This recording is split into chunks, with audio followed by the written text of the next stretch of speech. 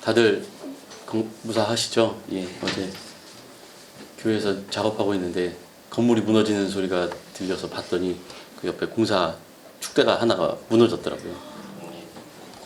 집에 갈 수 있을까? 막 그런데 자연에 놀라서 그래도 한 4시쯤 되니까 이제 좀 잦아들어서 다행이었는데 어제 좀 여러 가지로 걱정도 많이 되고 좀 심란한 하루였습니다. 특히 지금 강남역 사거리하고 또 여러 군데서 고공농성 하시는 분들이 많이 계신데 다행히도 아직 큰 사고 없이 잘 무탈이 그 태풍이 지나간 것 같아서 감사할 따름입니다.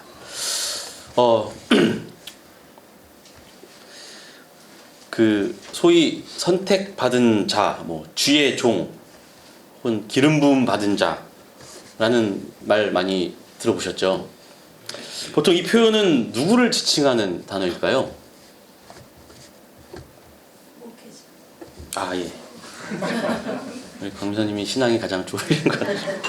네, 일반적으로 신앙심이 깊거나 아주 교회생활 오래 하신 교인분들이 목사를 칭할 때 사용하는 표현입니다. 근데 이러한 이 칭호, 선택받은 자, 쥐의 종, 기름 부음 받은 자라고 하는 이 칭호에는 몇 가지 함의가 담겨 있습니다. 첫째, 일반 신도들과는 구별된 존재라는 뜻입니다. 목사란 일찍이 성직자가 되고자 하는 소명을 갖고 성스러운 길을 선택했으며 따라서 교회 안에서 구별된 성스러운 지위를 갖는다는 뜻입니다.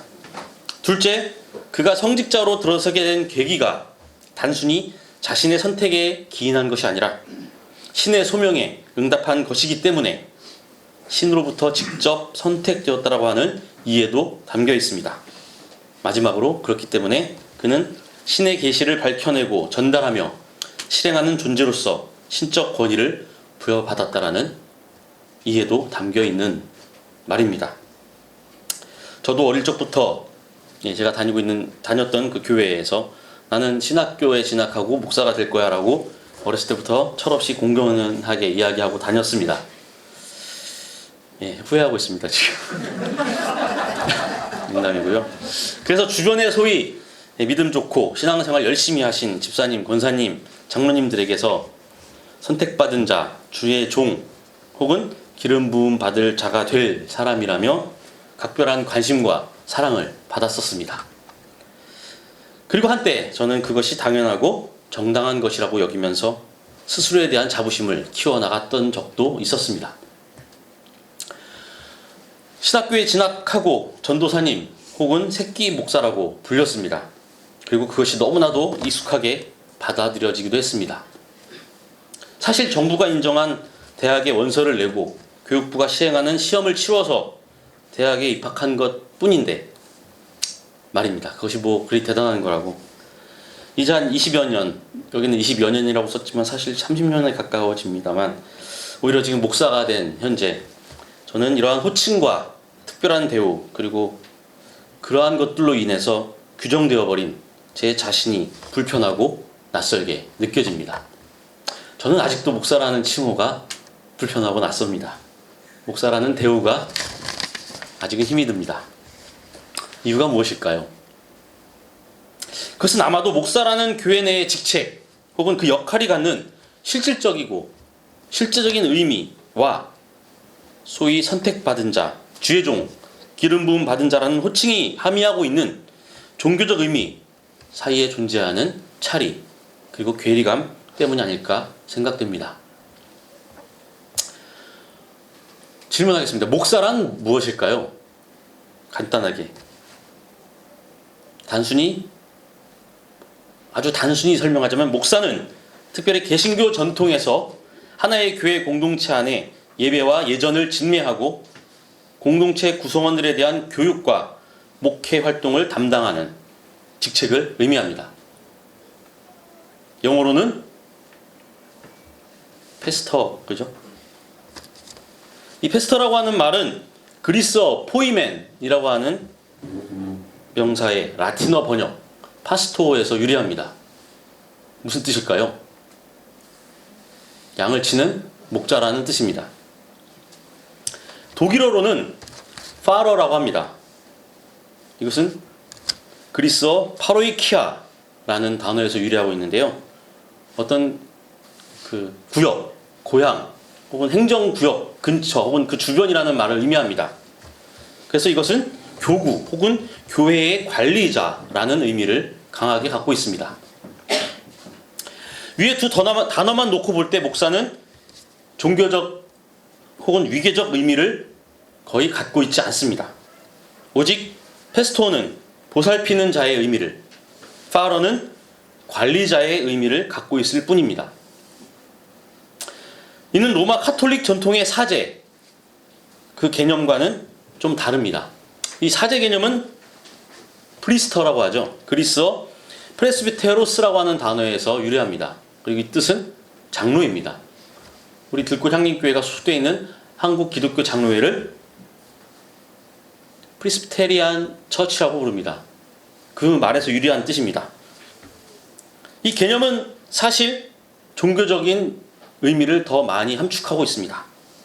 그래서 이 목사라고 하는 페스토어 혹은 파러라는 단어는 로마 카톨릭 전통의 사제 개념에 대한 저항의 의미로 종교 개혁자들에 의해서 사용되어 왔습니다. 따라서 무엇보다도 교회 내에 고착화된 위계 질서와 그로부터 파생되는 일방적인 종교 권력화의 폐해에 대한 반성의 삶으로 우리는 이해할 수 있습니다. 실제로 신약 성서에서 이해하는 목사의 정체성과 그 역할도 이와 크게 다르지 않습니다. 그리고 사실 카톨릭 교황 혹은 카톨릭 사제가 갖는 사도권이라는 의미 또한 단순히 신에 의해서 보냄을 받은 자라는 의미의, 즉 그 역할의 정체성을 강하게 드러내는 단어라는 것도 우리는 잊지 말아야 합니다. 신약 성서에서는 목사는 역할에 그 의미를 두고 있습니다. 에베소서 4장 11절에서 목사를 다음과 같이 정의하고 있습니다. 그분이 어떤 사람은 사도로, 어떤 사람은 예언자로, 어떤 사람은 복음 전도자로, 또 어떤 사람은 목회자와 교사로 삼으셨습니다. 이는 목사가 교회 내의 다양한 은사에 따른 다양한 직책들 중 하나로 어떤 위계적인 권위도 갖지 않음을 보여주고 있습니다.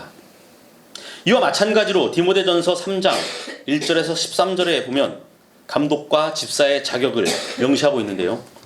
여기서도 내적 조건의 중요성을 강조하지만 그 어떤 위계적 혹은 외적 권위도 드러내고 있지 않습니다. 하지만 현재 개신교, 특별히 한국 개신교 안에서 목사의 위치와 그 직책에 관한 이해는 이와 많이 다르다는 것을 알 수 있습니다. 특별히 많은 목사들이 자신의 정체성과 지위를 구약 성서 속 제사장 혹은 그 제사장직에 대한 규정을 토대로 주장하고 있습니다. 그럼으로써 자신이 선별되고 거룩한 존재임을 강조하고 있는 것입니다. 여기에는 모세를 상징으로 하는 종교적 권위주의와 레위인으로 상징되는 종교적 혈통주의, 그리고 대제사장으로 대변되는 종교적 선민주의가 깊이 각인되어 있기 때문입니다. 바로 이 지점에서 목사들은 스스로를 선택받은 자, 주의 종, 그리고 기름 부음 받은 자로 스스로를 규정하게 됩니다. 이러한 목사에 관한 자기 이해를 바탕으로 교회 내 구성원들에게 끊임없이 자신의 존재를 관철시키고, 그럼으로써 결국 그들로 하여금 스스로 그 위기의 질서 내에 귀속하도록 합니다. 그리고 그것을 지속적으로 재생산하도록 유도합니다. 이렇게 형성된 위계적 순환 구조가 목사들의 욕망, 그리고 교회 구성원들의 욕망과 맞물려 돌아가 거대한 권력 구조를 형성해 가고 있는 것이 작금의 현실입니다. 이것이 바로 오늘날 한국 교회, 한국 개신교 교회의 적나라한 현실입니다. 그리고 그 거대한 욕망의 시스템은 목사들에게 메시아 슈트를 입혀 막강한 존재로 변신시켜 놓았습니다. 그리고 그 메시아 슈트를 입은 목사를 통해 자신의 욕망을 관철시키려고 하는 것이 일반적인 한국 개신교인들의 모습이기도 합니다. 지금까지 살펴보았듯 신약 성서와 종교개혁의 정신에 근거한 개신교 목사직은 일방적인 선택이나 어떠한 존재의 명령에 의해서 선별된 그런 존재가 아닙니다. 오히려 신에게 부여받은 각각의 기능적 특성 혹은 은사에 따라 공동체에 의해서 위임되는 하나의 직책일 뿐입니다. 물론 이러한 직책의 종교적 배경에는 신적 권위에 대한 이 공동체의 공통된 인정과 그에 대한 수용 혹은 공동의 고백이 존재합니다. 다시 말해서 하나의 종교 공동체가 한 개인을 특정한 직책으로 선택하고 또 위임하는 과정에서 작용하는 종교적 매개를 부정할 수는 없다는 것입니다. 신적 계시의 수용 그리고 그 실행에 있어서 하나의 공동체가 보편적으로 인식하고 인정하는 공동의 신앙 내용 혹은 신앙 고백, 그것이 부정될 경우 그 공동체 자체가 부정될 수 있기 때문입니다. 그렇기 때문에 그 신앙 고백은 아주 중요합니다. 종교적 매개는 꼭 필요한 것입니다. 하지만 그럼에도 불구하고 그 고백된 신앙 내용이 갖는 역사적이고 임시적이고 간접적인 성격을 인정하지 않고 그것을 절대화할 경우 자칫 그 공동체는 특정 개인 혹은 특정 집단의 욕망이 아무런 제약도 없이 그 한 존재를 통해 관철될 수밖에 없을 것입니다. 그렇다면 개신교 공동체가 목사의 직책을 확립하고 한 개인에게 그 직책을 위임함에 있어서 함께 공유하고 있는 그 신앙 고백, 신앙의 내용이란 도대체 무엇일까요? 사실 이 물음에 대해서 간단히 답하는 것은 불가능할지도 모릅니다. 그럼에도 불구하고 교회 설립의 목적과 목사직의 정체성에만 국한해서 그 의미를 간단히 추측해 볼 수는 있습니다. 그것은 다시 올 그리스도를 기다리며 그 그리스도를 통해 이루어질 하나님의 구원 사건을 준비하고자 하는 것입니다. 그것을 위해서 교회를 설립하고 그 구원 사건이 도래할 때까지 각 은사에 따라 직책과 역할을 분담함으로써 함께 그 사건에 동참하고 그 사건을 기다리는 것입니다. 그것이 바로 교회입니다. 따라서 여기서 교회의 머리는 그리스도이며 교회가 기다리는 그때는 그리스도의 때, 즉 하나님 나라의 도래입니다. 따라서 그리스도 이외의 어떤 존재도 그 교회 공동체의 설립의 목적과 존속의 원인과 미래가 되어서는 안 됩니다. 그러한 평등의식이 바로 이 교회의 의미 안에 전제되어 있는 것입니다. 그렇다면 결국 그리스도는 누구인가에 대한 그 물음이 교회의 성격뿐만 아니라 우리 교회 공동체 내의 한 직책 중 하나인 목사의 성격을 규명하는 것에 있어서 아주 중요한 역할을 갖게 됩니다. 그리스도는 무엇일까요? 누구일까요? 그리스도, 그것은 히브리어 메시아의 그리스어 번역입니다. 메시아는 기름을 붓다라는 마샤흐로부터 파생된 명사입니다. 기름 부음 받은 자를 뜻하고 있는 것입니다. 고대 이스라엘의 관점에서는 야훼에게 선택 혹은 기름 부음 받은 왕을 칭하는 말이기도 합니다. 일부 예언서에는 메시아적 제사장의 표상으로 이용되기도 합니다. 뿐만 아니라 오직 야훼에 의해서 임명된 왕에게만 신의 아들이라는 호칭이 허용되고 있으며 이를 통해 야훼가 기름 부음 받은 왕을 자신의 양자로 삼아 그 권위를 위임하였다는 사실을 선포하고 있습니다. 이는 단순히 왕의 신적 권위를 강화하고 보장하기 위한 권력의 정당화가 아니었습니다. 오히려 그것은 왕은 단지 신의 대리자일 뿐이라는 것을 강조한 것입니다. 이는 권력을 상대화하려는 이스라엘의 평등 사상을 바탕으로 하고 있습니다. 이러한 신적 대리자로서 메시아에 대한 그 이해는 초기 그리스도교 공동체까지 이어져 옵니다. 여기서 신과 그의 대리자로서 메시아는 서로 구분되는 것입니다. 따라서 메시아는 결코 야훼와 동등한 존재가 아닙니다. 물론 이후 이방 그리스도교 공동체를 거쳐서 메시아라고 고백되는 예수에게 신적인 본질을 투영해서 그를 하나님의 아들로 이해하기 시작하지만 그럼에도 불구하고 아직 예수의 메시아됨을 그대로 하나님의 신성과 동일시하지는 않았습니다. 따라서 예수에게 신성을 부여하기 시작한 것은 고대 이스라엘의 메시아 사상의 직접적인 영향이라기보다는 후기 유대 묵시 사상과 그리고 그리스 로마적 종교관 혹은 그 세계관이 서로 융합된 결과라고 볼 수 있습니다. 결국 예수를 메시아, 즉 그리스도로 고백하는 것은 예수의 신성을 강조하는 것이기보다 그가 하나님의 구원을 실현할 존재, 즉 하나님의 구원의 매개자라고 하는 고백으로 보는 것이 더 맞다라고 할 수 있습니다. 사실 고대 이스라엘 혹은 유대교 메시아 사상의 핵심은 다윗의 현현이며 그 다윗을 통한 야훼의 통치, 실현입니다. 이것이 현실 정치와 역사적 상황의 한계로 인해 지연됨으로써 점차 역사를 초월한 새로운 세계에 대한 열망, 즉 종말론적 메시아 왕국에 대한 기다림으로 변화된 것입니다.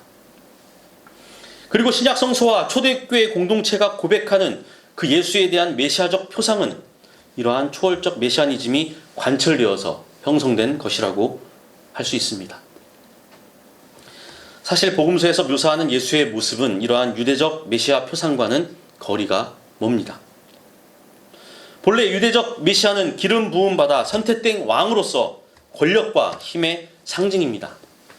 메시아는 다윗이 점유했던 권력과 힘을 다시 회복하고 되찾음으로써 그 야훼에게 위임받은 통치를 새롭게 실현하는 인물이기 때문입니다. 이러한 메시아적 표상은 불가피하게 군사적인 권능과 정치적인 지배력의 회복을 전제로 하고 있습니다. 그렇기 때문에 법적이고 제의적인 역할이 강조될 수밖에 없었습니다. 따라서 이러한 메시아 표상은 국가와 주권을 빼앗긴 당시 유대 민족의 상황에 국한된 것으로 이해되어야 합니다. 만약 그렇지 않을 경우 작금의 세계에서 벌어지는 여러 가지, 특별히 팔레스타인을 중심으로 벌어지는 그러한 끔찍한 전쟁과 분쟁의 씨앗이 될 뿐이기 때문입니다. 이와 달리 복음서의 예수는 어찌 보면 무능하고 무질서한 존재로 묘사됩니다. 예수에게 왕 혹은 제사장에게 부여되는 기름 부음의 의식은 주어지지 않습니다. 그 대신 몸을 씻음으로써 새롭게 거듭난다는 의미의 세례 의식이 주어집니다. 예수는 이러한 세례 의식을 통해 자신의 정체성을 확인합니다. 여기서 기름 부음의 의식은 신탁의 의미를 갖고 있습니다. 반면 세례 의식은 결단의 의미를 갖고 있습니다. 따라서 예수는 신에 의해서 일방적으로 선택된 존재가 아닌 스스로 그 신의 구원 의지에 자신을 던지고 그 구원 사건에 동참하고자 결단하는 구원의 매개자로서 자신의 정체성을 가지는 것입니다. 이러한 예수의 자기 이해는 그의 기적 사건을 통해 잘 드러나고 있습니다. 예수는 자신의 구원 행위에 있어서 그 행위의 대상을 단순한 수혜자로 바라보지 않습니다. 그는 오히려 너의 믿음이 너를 구원했다라고 선언함으로써 믿음과 결단이라는 제3의 공간을 열어두고 있습니다. 그리고 그 공간 안에서 그를 구원 행위의 파트너로 부르고 있습니다. 이는 예수 자신이 하나님의 구원 사건의 매개자로 스스로를 제한하고 하나님과 인간의 협력을 통해 구원 사건이 일어나고 있음을 보여주고 있는 것입니다. 그는 스스로를 하나님의 구원 의지의 전달자로 그리고 그 구원 사건의 매개자로 자처한 것입니다. 이것이 바로 예수와 민중이 함께 발화시킨 신과 혁명의 통일적 사건인 것입니다. 한 여인이 있습니다. 그는 가나안 땅에 거주하는 그리스 출신의 이방인이었습니다. 그는 지금 귀신 들려 고통받고 괴로워하는 자신의 딸을 위해 예수를 찾아왔습니다. 그리고 예수에게 도움을 청합니다. 많은 사람들의 입에 오르내리는 그 메시아에게 다가와 그의 구원 행위를 요청하고 있습니다. 하지만 그 메시아는 아무런 반응이 없습니다. 분명 수많은 병자와 귀신 들린 자들을 치유했다고 들었는데 가난하고 병든 사람들, 죄인들의 친구를 자청한다라고 들었는데 그는 아무런 대꾸도 하지 않습니다. 보다 못한 제자들까지도 부탁을 하고 나섰습니다.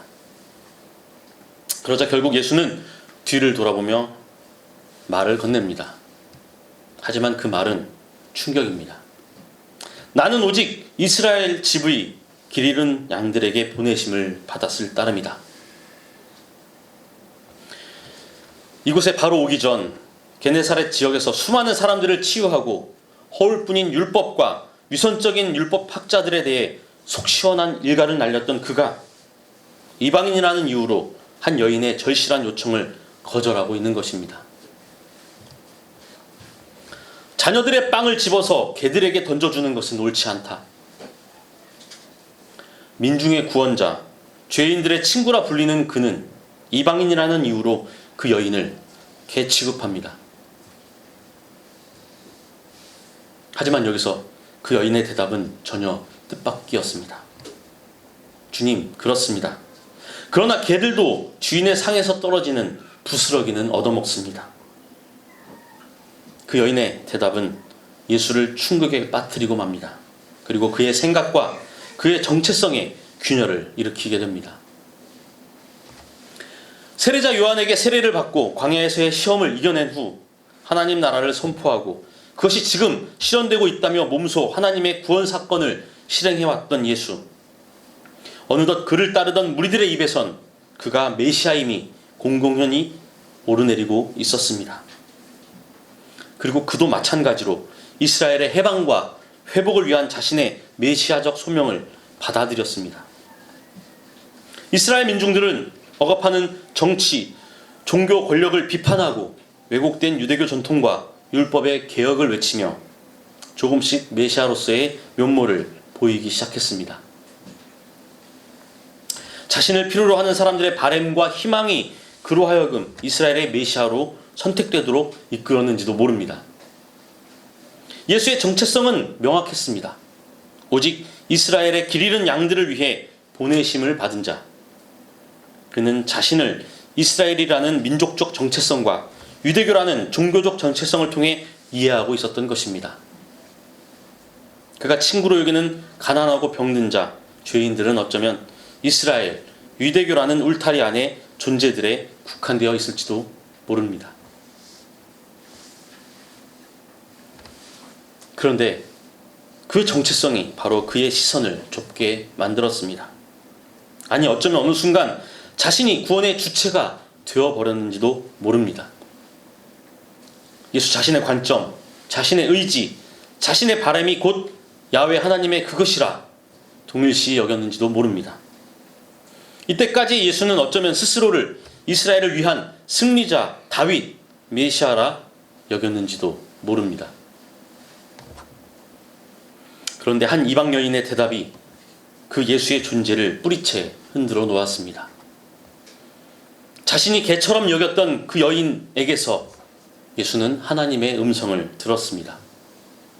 종교와 민족의 대의에 묶여있던 예수를 그 여인의 목소리를 통해 해방시켰습니다.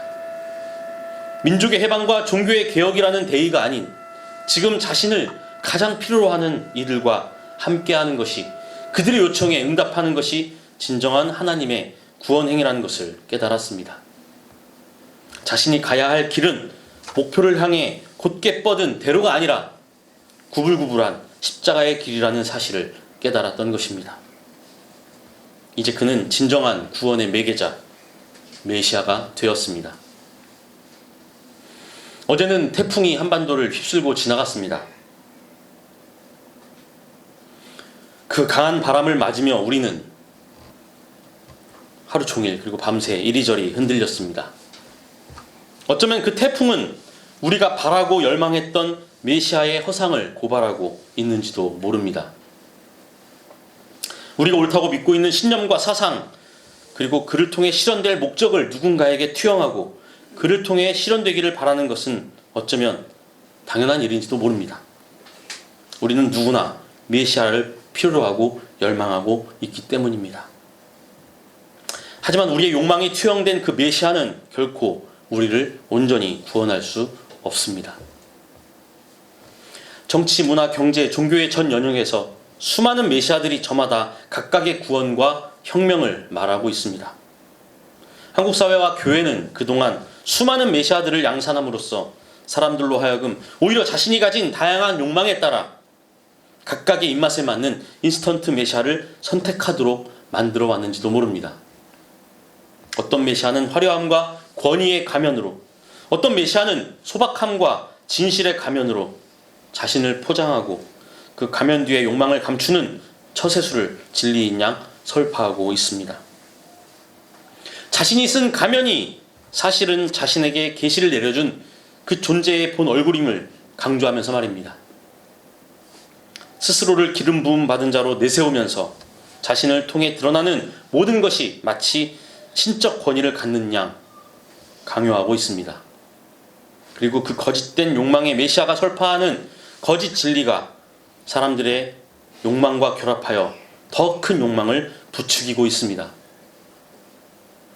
그 욕망의 메시아와 함께 부르짖는 욕망의 사랑과 욕망의 용서, 욕망의 섬김, 욕망의 나눔, 그리고 그 욕망을 궁극적으로 실현시킬 욕망의 구원과 욕망의 정의, 그리고 욕망의 천국,